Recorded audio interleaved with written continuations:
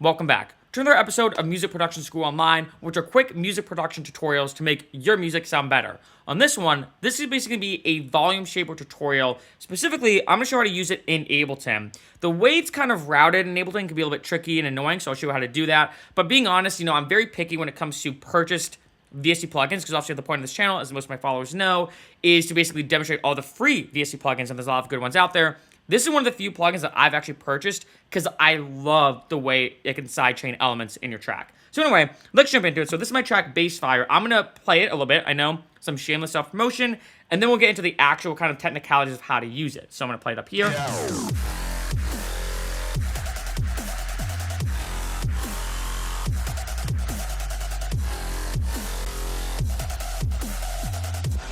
So you get the idea, right? So it's kind of like a heavy bass, dubstep / hard trap style track. So as you can see here, I have sidechain for synths, percussion, and bass. And I'll get to that in a second. So I'm going to go to my routing. As you can see, I have VolumeShaper on my synths. So I'm basically going to duck all these out. So now we're only going to be listening to the synths. So it sounds like this. So you can hear that sidechain. So essentially, the way you basically set it up, right? The first thing you do is obviously pick the group that you want to be sidechaining. So in this case, I basically did busing and routing. I've already done a tutorial about this. I basically did busing and routing. I put all my synths, sent them to basically this return track. So basically A. Next thing it is on the return track, as you can see, I put VolumeShaper at the end. So what I'm doing is I'm sidechaining all of my synths at once. So I'm going to load up here. The next thing I'm going to do is you have a couple different options when it comes to VolumeShaper. And on this tutorial, I'm not going to really talk about VolumeShaper in terms of all the amazing things it can do, as more of how to use it in Ableton. So the first thing I'm going to do is I want to make sure it's selected on MIDI one-shot beat. Essentially what that's saying is, hey, anytime MIDI triggers VolumeShaper, do the sidechain, right? Do basically whatever curvature I have here. As you can see, this is the particular curvature I use for the song. Every song is a little bit different in terms of what I want, and also that's the amazing thing about VolumeShaper, is you can customize this a lot. Basically, I want to, again, like I said, beat, one shot, leave it as is.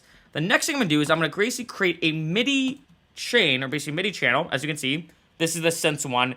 I can create numerous ones. That's kind of how I did it, because I thought it was a little bit easier, especially if I want to customize things a little bit more. So this is my sidechain for synths. So what I did then, if you notice, is I drew in basically MIDI notes that mirrored basically my kick and my snare. So basically anytime the kick or the snare basically played, I basically drew in the MIDI here. So it kind of looks like this.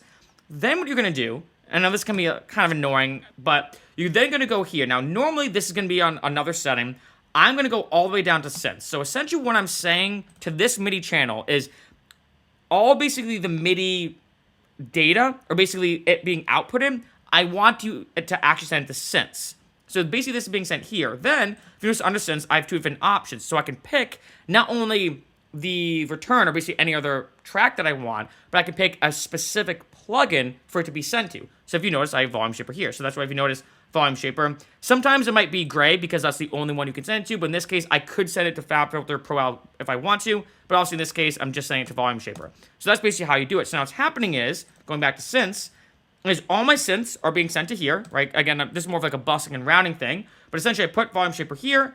I basically make sure it's on, make sure it's on MIDI, because that's basically saying, hey, when MIDI triggers it, I want you to sidechain it, and then I create my MIDI basically track. Again, what I basically just did is went to my, where's my percussion is. So basically, anytime I kick or my snare would play, I made sure just kind of was annoying, but I had to kind of go up and down and basically draw these in after they basically drew in. I was like, okay, cool. Now I have basically the timing or when I want this to be triggered. Then all I do is basically send all this MIDI data to synths, or basically the place I want to go. And then lastly, I want to select VolumeShaper so that way it's receiving this MIDI data. So now if you notice, again, I muted all the rest of the stuff in this song. When I play it, anytime this goes up, it's not being sidechained.